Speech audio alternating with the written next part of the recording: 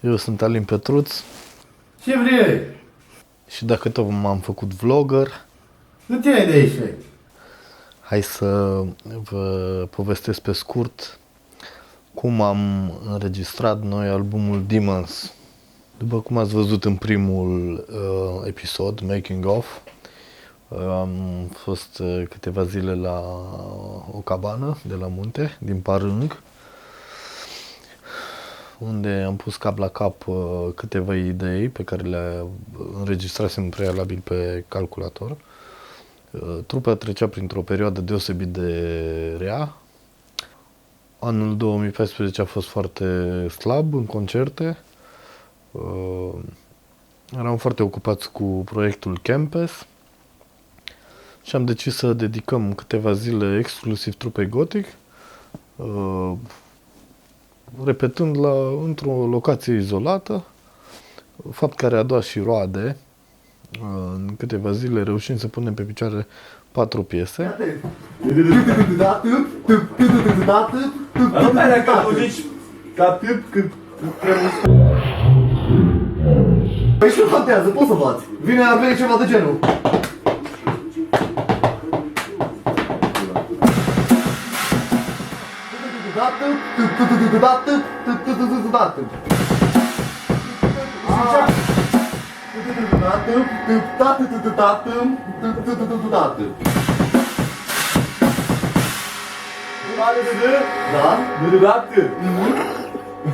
Ia-o un pic. Vezi că cași pe telefon. Telefonul. So. Deci ceva de genul.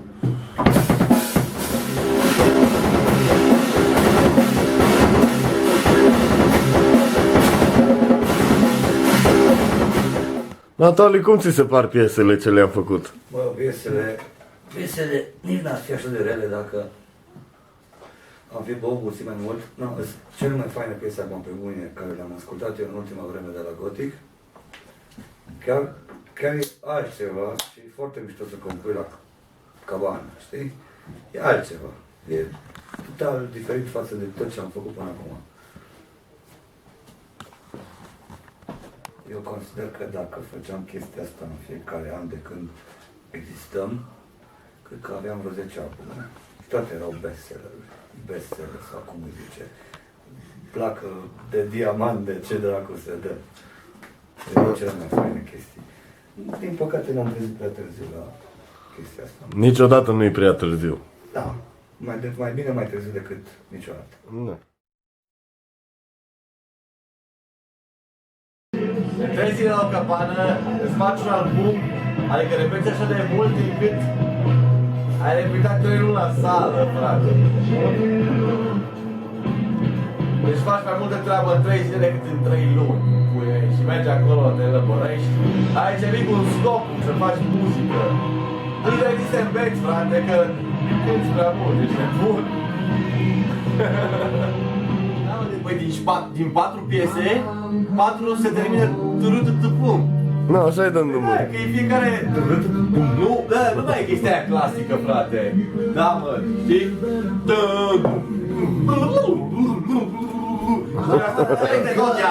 De aia de nebuneai tu? Da!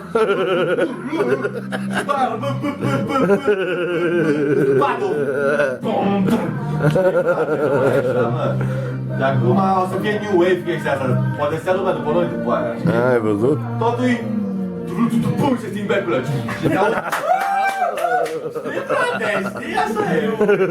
După câteva zile am mers în Timișoara la studioul celor de la Dor de Duh, Consonance Studio, pentru a înregistra tobele la cele 4 piese.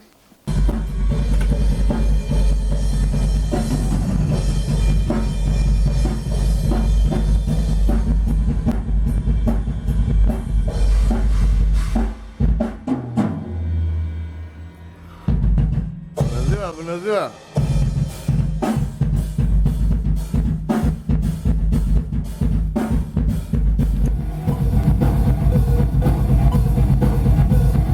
E prea lent?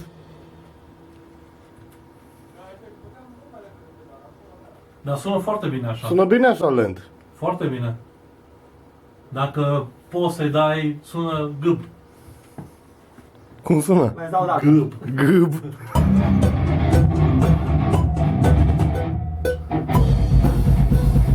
Dă mai tare click-ul ăla, cred că nu-l aude.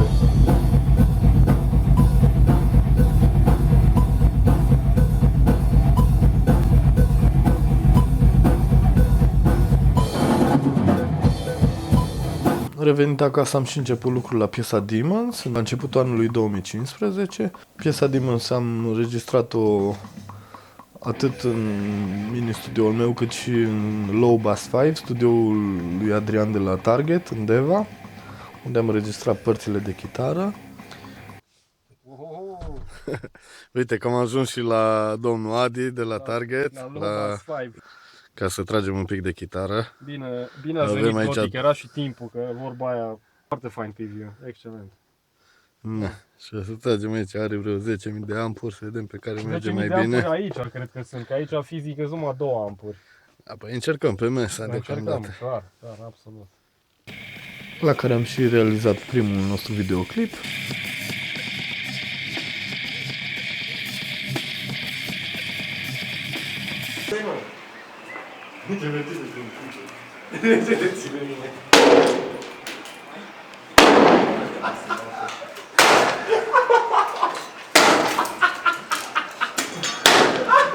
Hai, tare, mă! Dă-i, mă, tot holța! Uite, așa, ai fața! Zici că e...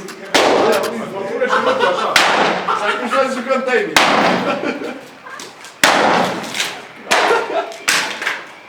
Scuipă, scuipă! Bine, boss, bine, boss! În perioada următoare am întrerupt lucrul la album pentru că trecuserăm prin niște schimbări de componență.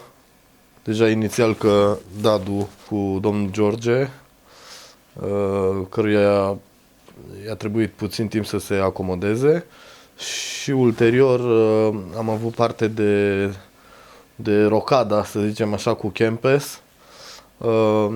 Eu cu Toli plecând din Kempes și Ali Moise rămânând. Deci am avut nevoie de timp pentru a adapta piesele la faptul că rămăsese singurul chitarist din trupă și a trebuit să le modificăm puțin. Și dacă tot vine vorba de George și Kempes, hai să vedem cum dansează George pe Kempes.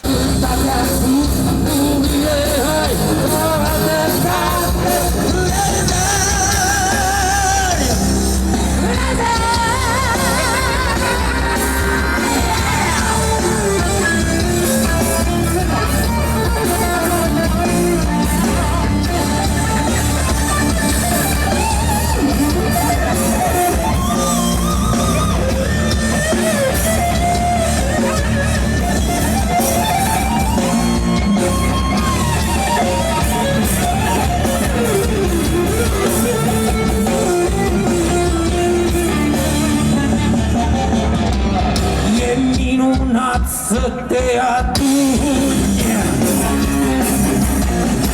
înconjurat de prieteni buni. Mixajul final a fost făcut de Nimrod, fondatorul trupei Altar, la Cluj, în studioul său Corvin Recording. După ce ne-am pus pe picioare, am redemarat înregistrările. Am hotărât să înregistrăm tobele la noi, în sală, pentru că dispuneam de aparatura necesară și am zis să nu mai pierdem timpul.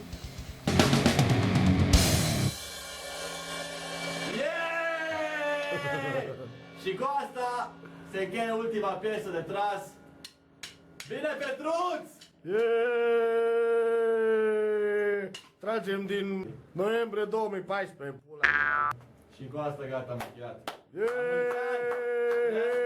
Boca!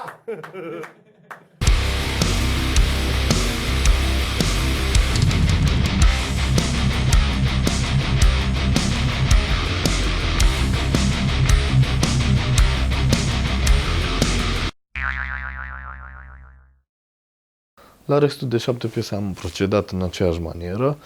Am făcut un premix, iar apoi le-am trimis lui Nimrod la Cluj, stemuri. El ocupându-se foarte bine de tobe și de sound general. Sunt pe ultima 100 de metri în a finaliza mixul noului album Gothic, un album pe care l-am mixat în tandem cu Alin, de fapt. El s-a ocupat de bas, chitare, clape, voci și sarcina mea a rămas să mă ocup de tobe. Apoi mixul final și masterul. Pentru mine un aspect foarte, foarte important a fost să mă asigur că premierul are un sunet bun, dinamic, lovește ca un ciocan, pentru că pentru mine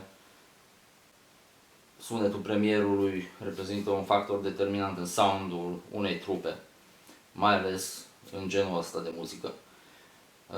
Haideți să vă arăt așa rapid cam ce am făcut cu premierul. A fost înregistrat cu 2 microfoane, un microfon sus, unul jos, niciun secret până acum. Deci am avut 2 track-uri și cele 2 track-uri sună așa.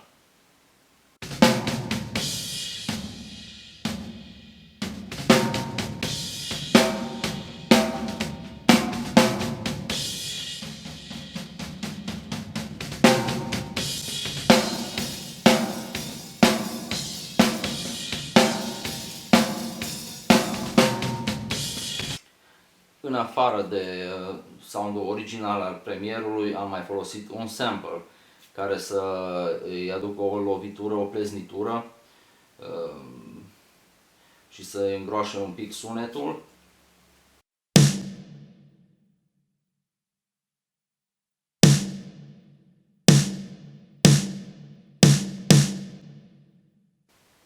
Iar celălalt sample este destul de apropiat de sunetul original al premierului.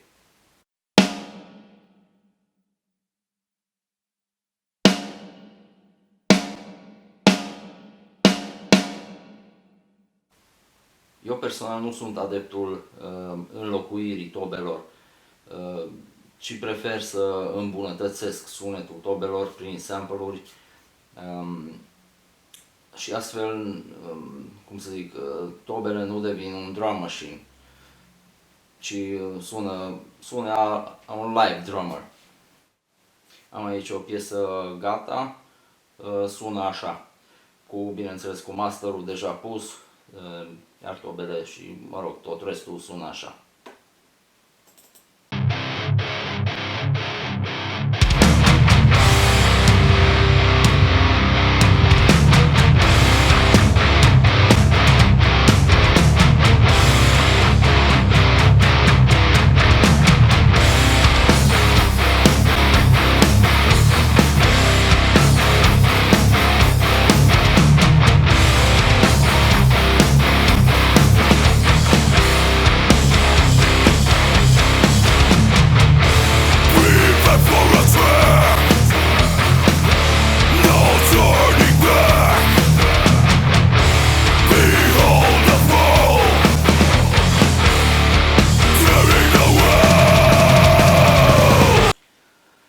Fiți pe fază, căutați albumul Gothic.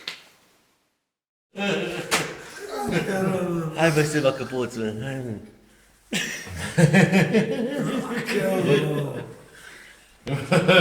Bozgure!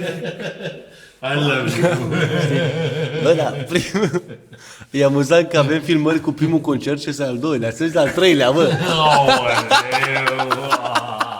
Tata meu! Și cu astea fiind spuse, vă recomand să ascultați albumul Demons de la Gothic. Este un album sincer, fără compromisuri, cel mai bun ce l-am scos vreodată și ca muzică și ca sound. Ascultă-l, o să-ți placă. 14 ianuarie 2017. Și fă așa-i. Îi bălea, zăibeți bălea. Suca bălea.